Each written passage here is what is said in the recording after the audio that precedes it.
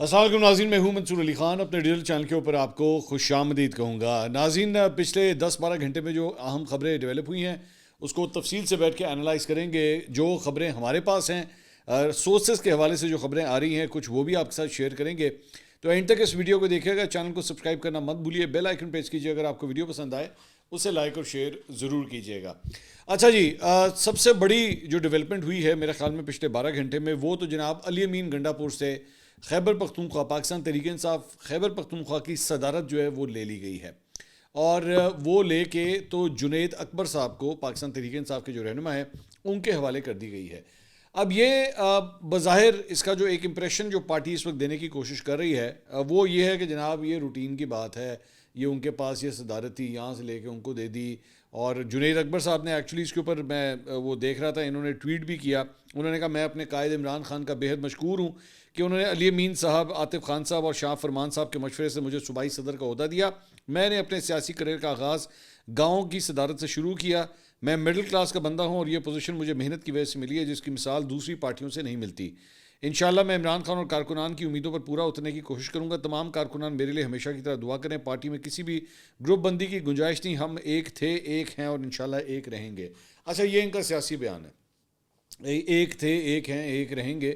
نہ آپ ایک تھے، نہ ایک ہیں اور نہ ایک رہیں گے، یہ میں آپ کو بھی سے بتا دیتا ہوں۔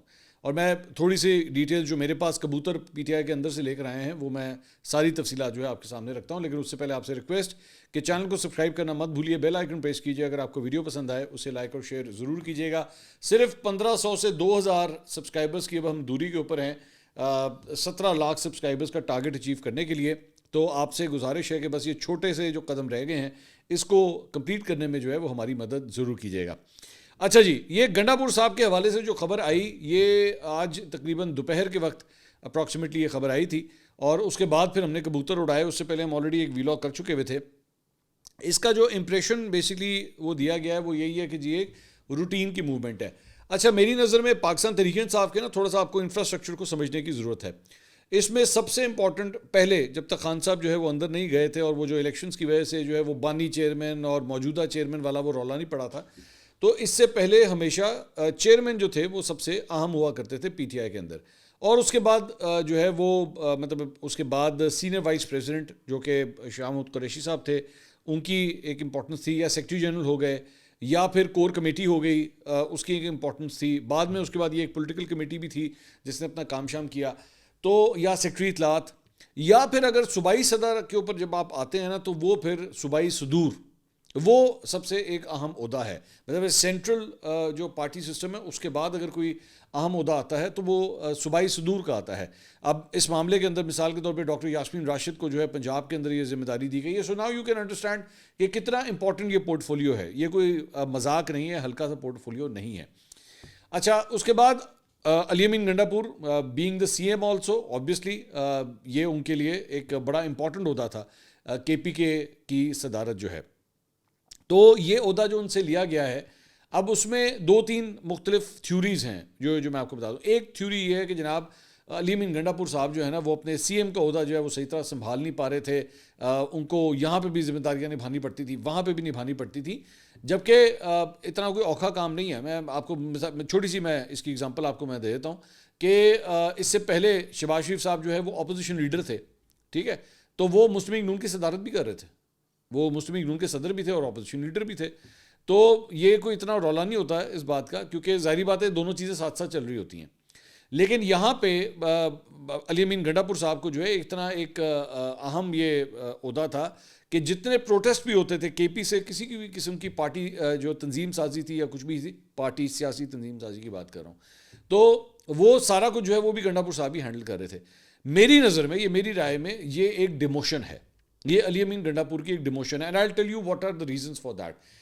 ایک تو ریزن یہ کہی جا رہی ہے کہ جناب گنڈا پور صاحب کے اوپر یہ الزامات ہیں پارٹی کے اپنے اندر سے کہ جناب یہ ایک تو ان کے ساتھ بہت قریبی ہیں، یعنی کہ ان کے ساتھ کن کے ساتھ، پنڈی کے ساتھ، اور یہ بیچ میں غائب بھی ہو جاتے ہیں، اور وہ جو غائب ہونے کا وہ جو سوال ہے اس کے اوپر یہ لوگ کوئی تسلی وقت جواب بھی نہیں دے پاتے، کیا ہویا کی ہے، مطلب کدھر چلے گئے تھے، آئیں بائیں شائیں، وہ ان کو پرائیویٹ سیٹنگز میں ہمارے ساتھ جب بیٹھتے ہیں نا تو وہ خود بھی کہتے ہیں ایسا اسی جواب نہیں دے سکتے کہ وہ کدھر گئے تھے، فرینکلی اسپیکنگ۔ پبلک پوزیشن کے اندر وہ پھر بھی جو ہے اسے ڈیفینڈ کرنے کی کوشش کرتے ہیں، لیکن وہ ڈیفینڈ نہیں ہو سکتا تھا. دوسری بات یہ، علی امین گنڈا پور صاحب نے جس طرح جلسے اٹینڈ کیے یا جس طرح انہوں نے مطلب کال آف کر دی چیزوں کو، 26 نومبر آپ کے سامنے ہے کہ گنڈا پور صاحب جو ہے وہ نکل گئے وہاں سے، ہم سفر پہ سر پہ کفن باندھ کے آ رہے ہیں اینڈ آل دیٹ، لیکن نکل گئے. تو یہ ساری چارج شیٹس تھیں. ایک تو بلکہ میں دیکھ رہا تھا سمیع ابراہیم صاحب نے تو ایک اور ان کے اوپر جو ہے وہ گنڈا پور صاحب کے حوالے سے جو ہے وہ بات کی، اور انہوں نے بلکہ بڑی انہوں نے سخت بات کی ان کے حوالے سے. انہوں نے اپنے ویلاگ کے اندر یہ کہا کہ پارٹی کے ایک انتہائی عام رہنما سے عمران خان نے کہا ہے کہ آپ علی امین کو یہ بات بتائیں کہ یہ خبر آ رہی ہے کہ اس میں تمہارا ہاتھ ہے، یعنی کہ بشرا بی بی کی گرفتاری کے بارے میں بات ہو رہی ہے. یہ جو بشرا بی بی کے خلاف فیصلہ آیا ہے جس میں وہ گرفتار ہوئی ہیں، اگر یہ ثابت ہو گیا تو بات کرنا تو دور کی بات، میں تمہاری شکل بھی نہیں دیکھوں گا. ایک اور معاملے پر بھی خان صاحب نے سخت خفگی کا اظہار کیا. بہت سارے لوگ علی امین گنڈا پور کو اس طرح سے پروجیکٹ کر رہے ہیں کہ جیسے پارٹی میں نمبر 2 وہ ہیں. نمبر 2 سے مراد 2 نمبر نہیں، نمبر 2 سے مراد یعنی کہ سیکنڈ ان کمانڈ یا ڈپٹی، یعنی کہ عمران خان صاحب کے بعد. تو خان صاحب نے سوال کیا وکیل صاحب سے جو علی امین گنڈا پور کے حوالے سے بہت گفتگو کرتے ہیں، ان سے کہا کہ آپ کس طرح علی امین گنڈا پور کو نمبر 2 بنا کر پیش کر رہے ہیں پارٹی میں؟ کس نے آپ کو اختیار دیا؟ کس نے آپ کو اجازت دی؟ ابھی خان زندہ ہے، خان اڈیالہ جیل میں ہے، خان ملک چھوڑ کر نہیں گیا، خان پاکستان میں ہی ہے. کسی کے پاس یہ اختیار نہیں کہ وہ یہ فیصلہ کر لے کہ کون پارٹی میں نمبر 2 ہے. اس پہ وکیل صاحب نے کہا کہ آپ چونکہ جیل کے اندر ہیں تو پارٹی کے سارے معاملات علی امین گنڈا پور صاحب چلا رہے ہیں، اس لیے ہم یہ کہتے ہیں. خان صاحب نے کہا کہ ایسی باتیں مت کریں، میں سب سمجھتا ہوں. خان صاحب نے کھل کر پارٹی کی کلاس لی ہے. خان صاحب نے شیر افضل مروت اور شیخ وقاص اکرم کے حوالے سے بھی کہا ہے کہ یہ علی امین گنڈا پور کی گیم کھیل رہے ہیں، اور شیخ وقاص اکرم کی جو نامزدگی تھی پبلک اکاؤنٹس کمیٹی کی وہ خان صاحب نے تبدیل کی ہے. اچھا، ناؤ یو کین انڈرسٹینڈ. یہ ظاہری بات ہے، ان کی خبر ہے سمیع ابراہیم صاحب کی. امپورٹنٹ بات یہ ہے جنید اکبر صاحب جو ہیں وہ علی امین گنڈا پور کے مخالف گروپ سے تعلق رکھتے ہیں، یعنی کہ وہ عاطف خان کے قریبی ہیں جن کا آلریڈی علی امین گنڈا پور سے پھٹا چل رہا ہے. شکیل خان جن کو ہٹایا گیا، وزارت سے ہٹایا گیا علی امین گنڈا پور کی جانب سے، یہ اس کے بھی قریبی ہیں، شکیل خان کے بھی قریبی ہیں. تو یہ بیسکلی یہ ان 3 کا یہ گروپ ہے. جنید اکبر کو اس حد تک سائڈ لائن کر دیا گیا تھا کہ ان کو جیل میں خان صاحب سے ملنے تک نہیں دیا جاتا تھا. اور میرے خیال میں شاید جنید، جہاں تک if my memory is serving me right, یا تو انہوں نے سیاسی کمیٹی کی یا کور کمیٹی سے بھی انہوں نے استعفیٰ دے دیا تھا جنید اکبر صاحب نے. تو ان کو بالکل سائڈ لائن کر دیا گیا تھا. لیکن اب ان کی جو واپسی ہوئی ہے وہ ایک دم پورے دھڑلے کے ساتھ ہوئی ہے. مطلب ان کو ایک دم جو ہے وہ پبلک اکاؤنٹس کمیٹی کی جو چیئرمین شپ بھی مل گئی، اس کے بعد اب ان کو پی ٹی آئی کے پی کی صدارت بھی مل گئی. سو آپ اس کو کہہ سکتے ہیں کہ there is a shifting of the guard in P T I نا. یہ بہت بڑی تبدیلی ہے. اب کہنے والے ایک اور بات بھی کہتے ہیں کہ خان صاحب جو ہیں ان لوگوں سے جو بیسکلی اسٹیبلشمنٹ کے بہت قریبی سمجھے جاتے ہیں ان کو سائڈ پہ کر رہے ہیں فی الحال، اور ان سے ان کی جگہ وہ لوگ جو اسٹیبلشمنٹ کے اتنے قریبی نہیں سمجھے جاتے ان کو زیادہ سپیس دی جا رہی ہے. اور پچھلے ہفتے 10 دن کے اندر جو ڈیولپمنٹس ہوئی ہیں، یہ سمیع صاحب جس طرح یہ فرما رہے ہیں شیر افضل مروت کے حوالے سے، شیخ وقاص اکرم کے حوالے سے، علی امین گنڈا پور کے حوالے سے، یہ اسی کا ہی ایک سلسلہ ہے، یہ اسی کی ایک کڑی ہے. اچھا ویسے بائی دا وے اگر یہ سلسلہ اور کڑی ہے تو پھر بہت نے فارغ ہو جانا پھر یہ اگر تو یہی آپریشن یہ والا چل رہا ہے نا تو اس میں تو اور بہت سے نام جائیں گے جن کو میں جانتا ہوں، مجھے پتہ ہے کہ ان کے اسٹیبلشمنٹ سے تعلقات ہیں. تو یہ اس لیے کوئی چھوٹی ڈیولپمنٹ نہیں ہے. آپ اس کو بلکہ کہہ سکتے ہیں کہ یہ خان صاحب کی ایک خان صاحب کی جانب سے، عمران خان صاحب کی جانب سے ایک پالیسی شفٹ ہو رہا ہے. یہ کوئی چھوٹی بات نہیں ہے. گنڈا پور صاحب کی ڈیموشن ہے فی الحال. زیادہ بڑی میرے خیال میں اس خبر سے بھی جو زیادہ بڑی خبر ہے نا وہ خبر یہ ہے کہ علی امین گنڈا پور صاحب ابھی تک وزیر اعلیٰ ہیں. یہ بڑی خبر ہے. یہ آپ سمجھ لیجئے کہ یہ اب تک کی یہ بڑی خبر ہے کہ ان کو وزارت اعلیٰ کے عہدے سے نہیں ہٹایا گیا، کیونکہ اس قسم کی بھی مختلف جرنلسٹ جو ہیں اپنے ویلاگس کے اندر جو پی ٹی آئی کے اوپر رپورٹ کرتے ہیں وہ بھی اس قسم کی باتیں کر رہے تھے کہ کہیں ایسا نہ ہو کہ ان کو اپنے عہدے سے ہی ہٹا دیا جائے.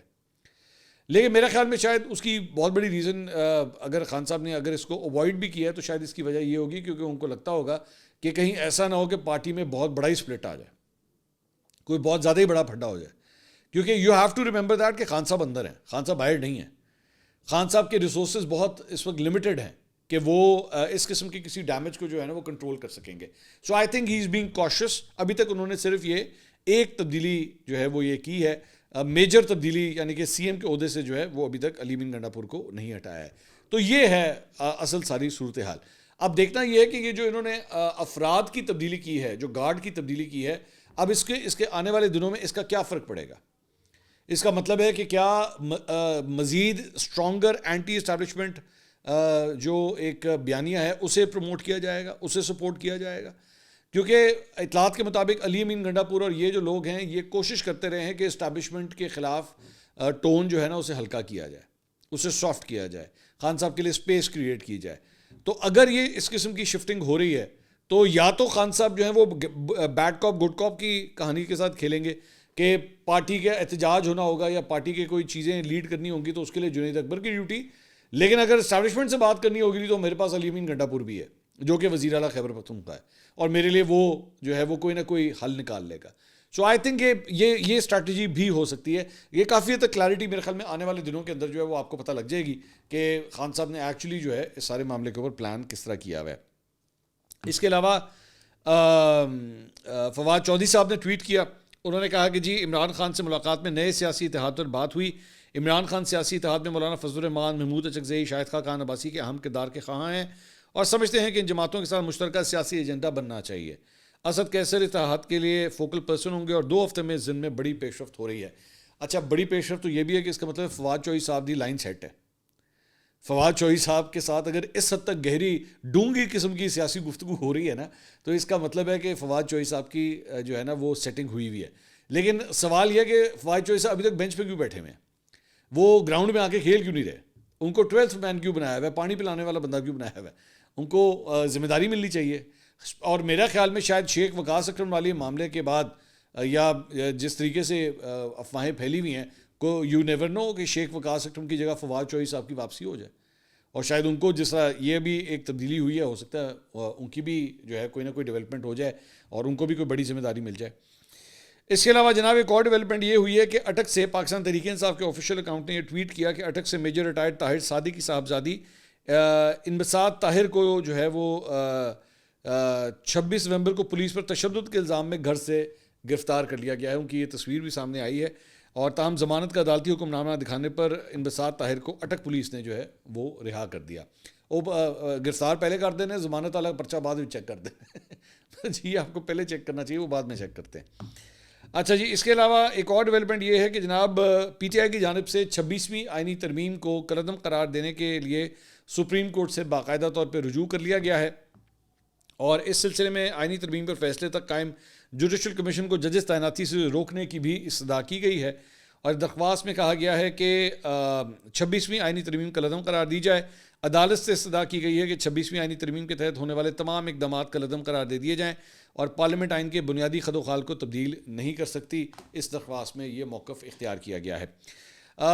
اس کے علاوہ جناب اراکین پارلیمنٹ کی تنخواہوں اور مراعات جو ہیں وفاقی سیکرٹری کے برابر کرنے کے معاملے پر فائنانس کمیٹی نے ایم این ایز اور سینیٹریز کی تنخواہوں اور مراعات میں اضافے کی منظوری دے دی ہے.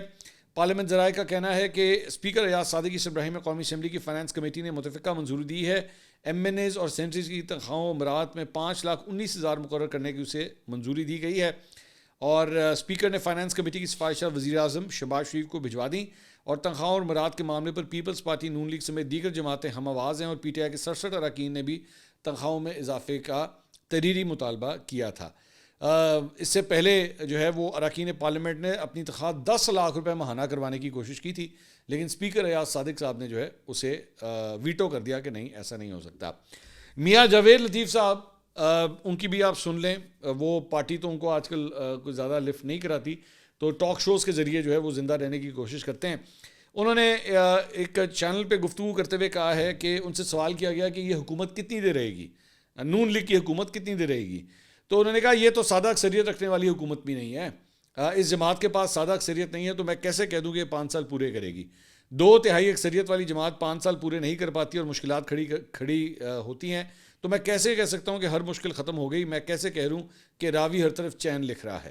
میں اس حق میں نہیں تھا کہ جب مرکز میں آپ کو سادہ اکثریت بھی نہیں ملنے دی گئی تو ہمیں وفاق میں حکومت نہیں بنانی چاہیے تھی, لیکن بن گئی. تو انہوں نے کوشش کی ہے کہ کچھ بہتر ہو سکے, کوئی اشاریے بہتر آنا بھی شروع ہوئے ہیں.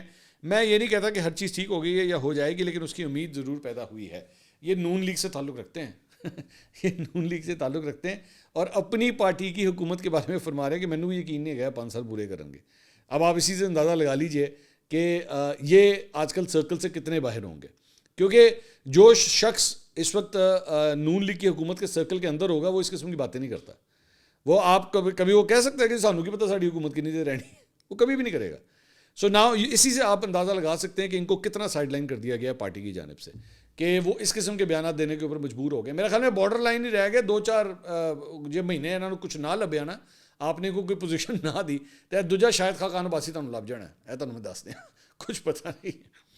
اچھا جی, اس کے علاوہ جناب ایک بڑی امپورٹنٹ خبر جو ہے وہ اس سے پہلے رجب بٹ جو مشہور یوٹیوبر ہیں انہیں گرفتار کیا گیا تھا. اب جو ہے نامور ٹک ٹاکر ذوالقرنین سکندر انہیں گرفتار کر لیا گیا اور ان کے خلاف مقدمہ جو ہے وہ بھی درج کیا گیا ہے. اچھا ویسے میں آئی وانٹ ٹو سے دس تھنگ, مجھے ذوالقرنین سکندر جو ہے نا اس کی ٹک ٹاک ویڈیوز بہت پسند ہیں.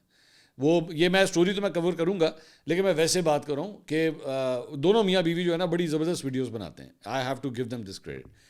تو بیسکلی ان کو جیل کی ہوا کیوں کھانی پڑی, اس کی وجہ یہ تھی کہ پولیس کے مطابق, پولیس کا ورژن یہ ہے کہ ذوالقرنین نے جو ہے اسلحے کی نمائش کی ہے اور اس پہ 3 افراد سمیت جو ہے انہیں گرفتار کیا گیا.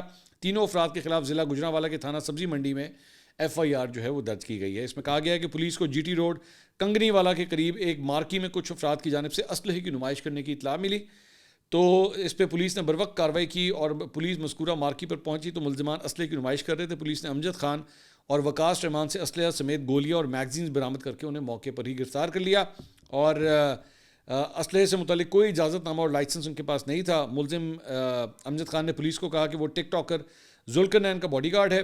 پولیس نے امجد خان اور وقاص رحمان کے ہمراہ ذوالقرنین سکندر کو بھی ناجائز اسلحہ رکھنے اور ان کی نمائش کرنے کے الزام میں گرفتار کر لیا. تاہم 7 سے 8 گھنٹے کے بعد جو ہے انہیں چھوڑ دیا گیا. بعد میں رہا ہونے کے بعد جو ہے سوشل میڈیا کے اوپر انہوں نے یہ کہا کہ اس میں انہوں نے اس پہ کافی ناراضی کا اظہار کیا, غصے کا اظہار کیا, اور انہوں نے کہا کہ ان کی گرفتاری جو ہے وہ بالکل بے بنیاد تھی. انہوں نے کہا کہ اس ملک میں کچھ بھی ممکن ہے اور میں ان افراد سے لا علم ہوں جو مجھے بدنام کرنے کی کوشش کر رہے ہیں. انہوں نے کہا کہ میرے خلاف جو ہے وہ جھوٹی FIR درج کروائی گئی ہے.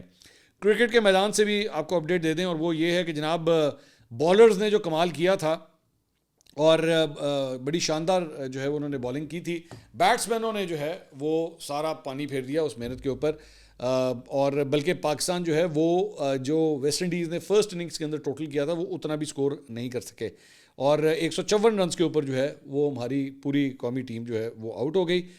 دوسری اننگز کا آغاز جب کل صبح ہوگا تو 9 رنز کی برتری جو ہے وہ ویسٹ انڈیز کو حاصل ہے. محمد رضوان 49 رنز کی انہوں نے اننگز کھیلی اور سٹمپ آؤٹ ہو گئے. میں حیران ہوں اس بات کے اوپر کہ اتنا سینئر پلیئر 49 رنز کے اوپر کھیل رہا ہے اور وہ سٹمپ ہو گیا. مطلب بھائی تو ایک رن تے بنا لے, اپنی ہاف سینچری کر لے اور بعد تو چھکا مارنے کی کوشش کر لیں. لیکن چلیں اب میں کیا کہہ سکتا ہوں, لیکن اننگز پھر بھی انہوں نے اچھی کھیلی ہے. اب تک کے لیے اتنا ہی, اگلی ویڈیو میں آپ سے دوبارہ ملاقات ہوگی. اللہ حافظ.